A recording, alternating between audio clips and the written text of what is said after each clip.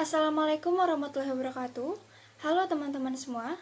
Perkenalkan, nama saya Aisyah Puspitasari Arifiani dengan NIM 19.06.11117.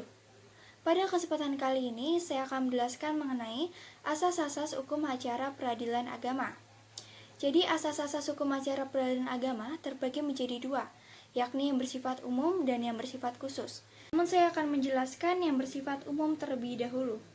Jadi yang pertama adalah peradilan bebas dari campur tangan pihak-pihak di luar kekuasaan hakiman yang diatur dalam pasal 3 ayat 1 dan 2 Undang-Undang Nomor 48 Tahun 2009. Kebebasan dalam melaksanakan wewenang judisial menurut Undang-Undang Nomor 14 Tahun 1970 yang diubah menjadi Undang-Undang Nomor 4 Tahun 2004 tidak mutlak sifatnya. Karena tugas daripada hakim adalah untuk menegakkan hukum dan keadilan berdasarkan Pancasila dengan jalan menafsirkan hukum dan mencari dasar hukum serta asas-asas yang menjadi landasannya melalui perkara-perkara yang dihadapkan kepadanya sehingga keputusannya mencerminkan perasaan keadilan bangsa dan rakyat Indonesia. Selanjutnya, hakim bersifat menunggu yang diatur dalam pasal 118 HIR atau 142 RPK.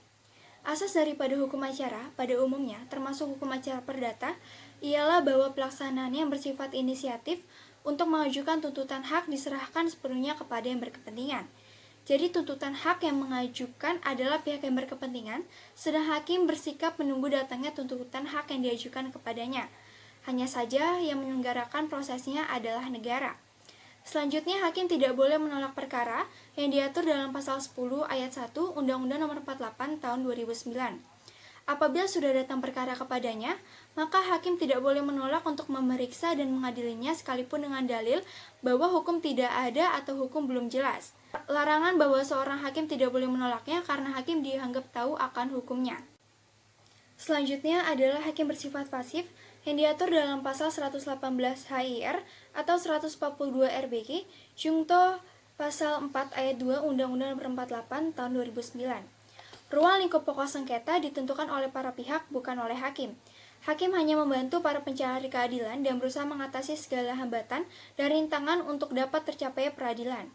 Pengertian pasif di sinilah hakim tidak memperluas pokok sengketa.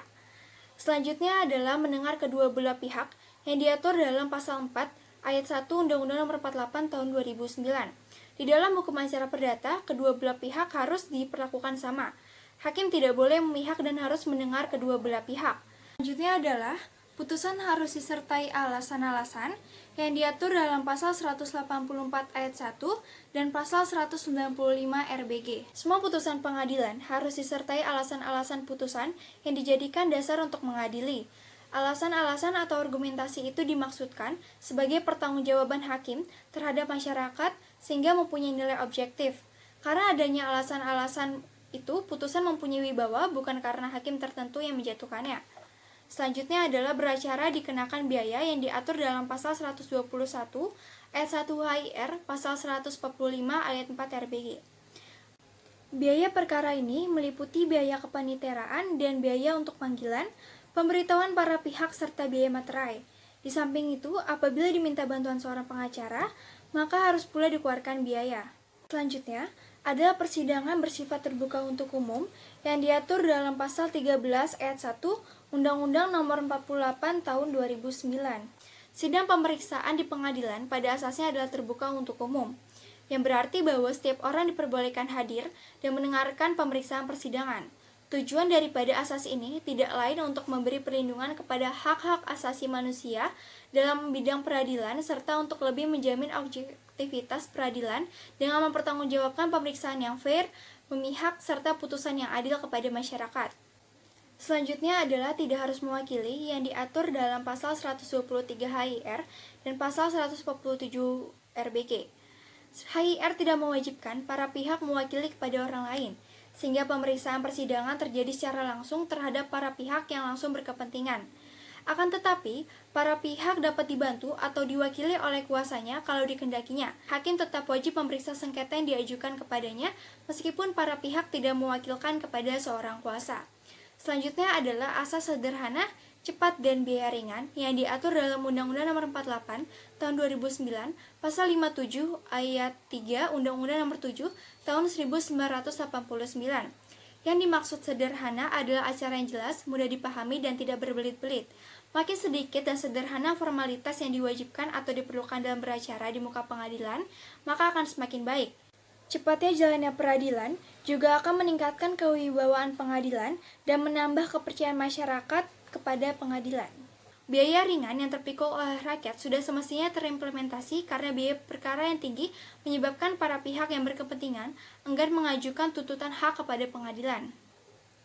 Selanjutnya saya akan menjelaskan mengenai asas-asas hukum acara peradilan agama yang bersifat khusus.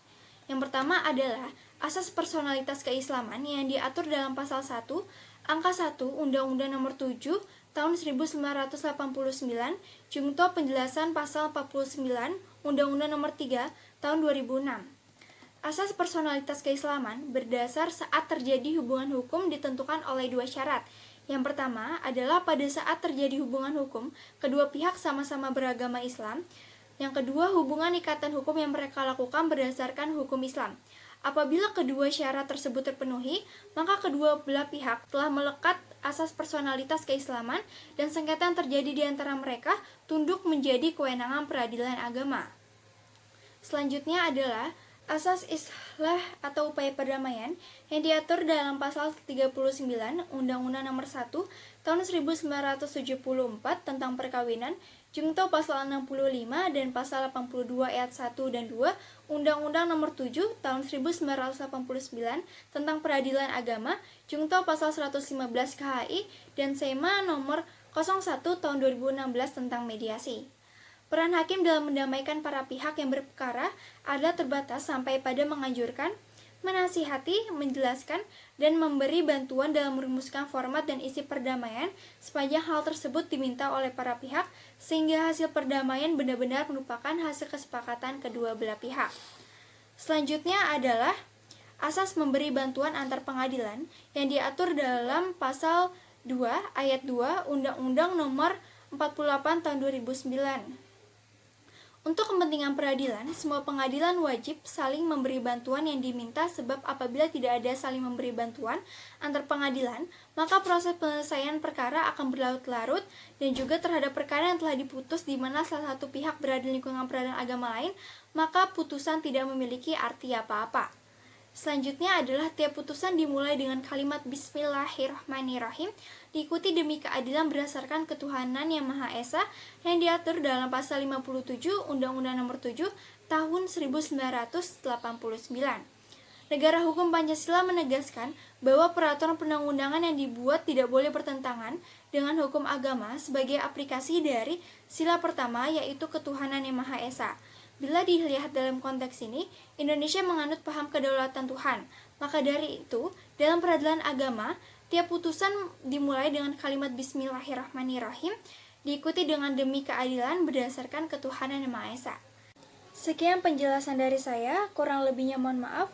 Wabillahi taufiq wal hidayah. Wassalamualaikum warahmatullahi wabarakatuh.